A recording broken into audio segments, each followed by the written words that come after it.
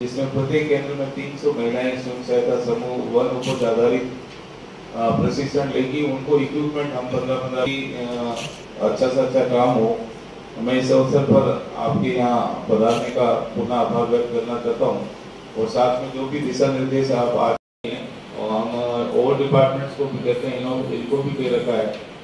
तो हम जो भी संसाधन की ये मांग करते हैं वो हम इनको उपलब्ध कराते रहते हैं और आगे भी कराएंगे। हमारी स्तर के अधिकारियों की बैठक हमने कोटड़ा में रखी, जिला स्तर के अधिकारियों की बैठक रखी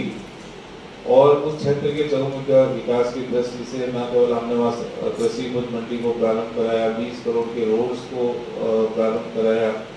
औद्योगिक क्षेत्र के लिए भूमि का चिन्हीकरण कराया, जहाँ GSS नहीं बने थे वहाँ उसको काम चालू कराया, PSC को चालू करवाया और माननीय मुख्य सचिव महोदय ने जब ये सुना तो उन्होंने कहा था कि मिशन कोटड़ा के अलावा 4 ब्लॉकों पर और काम करें, तो हम उन ब्लॉकों पर भी काम कर रहे हैं। मेरा ऑब्जर्वेशन जो आपके विभाग से संबंधित है वो होती है, बहुत बच्चे बच्चियाँ होती है जो विद्यालय बंद होने के बाद या विद्यालय के बीच में अपनी पारिवारिक मजबूरियों बस लेबर के लिए माइग्रेट कर जाते हैं, बाल श्रम को मजबूर हो जाते हैं। कुछ लोग गुजरात में कपास चुनने के लिए चले जाते हैं, कुछ लोग सिविल कामों में चले जाते हैं। 15 दिन पहले ही हमने 25 बच्चियाँ छुड़वाई थी। हमारे जो एक टीचर थे वो काफ़ी सक्रिय रहते हैं उस क्षेत्र में झाड़ोल में, और संगीता बेनीवाल जी जब माननीय अध्यक्ष आई थी तब भी उस समय भी ये चर्चा हुई थी। उसी दिन की बात है, उनकी 1 दिन पहले की बात है, पंड्या जी को भी ध्यान में है। और अभी 2 दिन पहले ही बाल श्रम से भी बच्चे मुक्त कराएं। तो हम कोशिश ये कर रहे हैं कि जिले में मेरा अनुमान है कि लगभग 10,000 बच्चे ऐसे जिनको पालनहार योजना का लाभ मिलना चाहिए, जिससे उनका नामांकन नियमित रूप से विद्यालय में रहे और वो शिक्षा से जुड़े, कुछ आर्थिक सहायता उन्हें मिले जिससे वो बाल श्रम या अन्य गतिविधियों के लिए मजबूर ना हो। तो हम इस क्षेत्र में कोशिश कर रहे हैं। इसके साथ साथ भी हम कोशिश ये कर रहे हैं कि हम 1 बार 2 बार तो बच्चों को छुड़ा सकते हैं, लेकिन उनके मूल में जड़ में क्या है वो समस्याओं के निवारण की कोशिश कर रहे हैं। इस क्रम में हमने झाड़ोल में भी कृषि उपज मंडी को चालू करा रहे हैं, कोटड़ा में हमने ऑलरेडी करा दी, साथ में हम औद्योगिक क्षेत्र को भी विकसित करने जा रहे हैं। हम ऐसे कोशिश कर रहे हैं कि रोजगार सृजन उस क्षेत्र में हो ताकि रोजगार के लिए लोगों को पलायन ना होना पड़े, तो उस दिशा में हम प्रयासरत हैं। आने वाले दिनों में जो बाल विभाग की डायरेक्टर मैडम ने बात की, हम ऑलरेडी 3-4 बार हम डायलॉग कर चुके हैं। हमने 3 दिन का एक कार्यक्रम हमारे नगर निगम के सभागार में चल रहा है, जिसमें जिले के समस्त सेक्टर्स, चाहे वो चिकित्सा हो, शिक्षा हो, स्वास्थ्य हो या बाल अधिकारिता हो, पर्यटन हो, खेलकूद हो, प्रत्येक सेक्टर के जो हमारे जिलों में स्वयंसेवी संस्थाएं, स्वयंसेवी संगठन है, उन सबको हमने कॉल करके प्रशासन और स्वयंसेवी संस्थाओं का जो संवाद है वो राजस्थान पत्रिका के सहयोग से आ चुके हैं। लेकिन फिर भी कोविड के दौरान जो परिवारों की स्थिति खराब हुई और बच्चियां बड़ी होती दिखी, और आजकल इंटरनेट की वजह से, मोबाइल की वजह से कई बार इस तरह की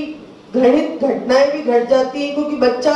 कम उम्र के अंदर ऐसी चीजें मोबाइल के माध्यम से देखने लग जाता है जो उसकी उम्र के हिसाब से सही नहीं है, और उस वजह से परिवार के लोग चिंतित होके बाल विवाह जैसी घटनाएं भी आज भी हो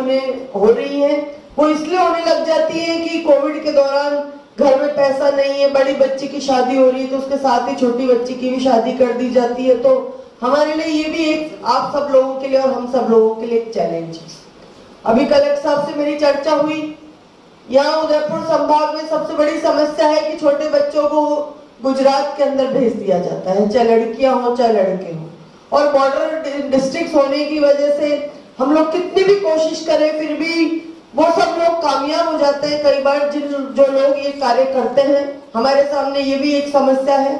लेकिन मुझे खुशी है कि राजस्थान के यशस्वी मुख्यमंत्री जी ने मुझे इस कार्य को करने का जिम्मा दिया, और आप सब लोग साथी, चाहे वो किशोर न्याय बोर्ड के सदस्य हो, चाहे CWC में की कमेटी हो, आप सब लोगों को तो मुझसे भी पहले मुख्यमंत्री जी ने और हमारी सरकार ने इस लायक समझा, ये कार्य की जिम्मा आप लोगों को दिया। ज्यादातर साथियों को सबको 2-2, 2.5 वर्ष हो गए होंगे ये सब काम करते हुए, और मैं समझती हूँ कि मुझसे ज्यादा कहीं ना कहीं आप लोग इस चीज को ज्यादा समझने लगे कि धरती के ऊपर रियल लोग ग्राउंड लेवल के ऊपर हमें किन किन समस्याओं का सामना करना आज की तारीख में पड़ रहा है। जो बच्चों को हम पकड़ के लेके आ रहे हैं, चाहे वो बाल विवाह से ग्रसित हो, चाहे चाइल्ड लेबर से ग्रसित हो, चाहे ये और नशा वशा के अंदर बच्चे आजकल जा रहे हैं, इनसे ग्रसित हो, पकड़ के लाके होम्स में रखना तो चलो एक काम हो गया, लेकिन उसके बाद उनको वापस पुनर्स्थापित करने का सबसे बड़ा चैलेंज जो हमारे सामने है, मैं समझती हूँ हमारा टास्क सबसे बड़ा वही है, जिसके अंदर हमें समस्याएं भी आ रही हैं और डिफिकल्टीज भी आ रही हैं। उन बच्चों को कैसे हम लोग पुनर्स्थापित करें, कैसे उन लोगों के अंदर एक जज्बा पैदा करें कि वो अपनी जिंदगी को वापस जिंदा दिली के साथ में जी सके। क्योंकि जब उनको पता चलता है कि हम अपराध कर चुके और हमसे गलती हो चुकी, चाहे वो लड़की हो, चाहे वो अल्प आयु के अंदर किसी से शादी कर लेती हैं, या कोई और फैक्ट्री के अंदर काम करने वाले बच्चे पकड़ में आते हैं, तो जब उनको लगता है कि हमने गलती कर दी और अब हमें समाज वापस से गले नहीं लगाएगा, ऐसी स्थिति के अंदर आपका और हमारा जो रोल है वो प्रारंभ होता है। और वो रोल हमारा इस स्तर तक जाना चाहिए कि हम लोग प्रयास करें इस बात का कि उन बच्चों को वापस चाहे उनके घर तक हम पहुंचा पाए, चाहे कोई उन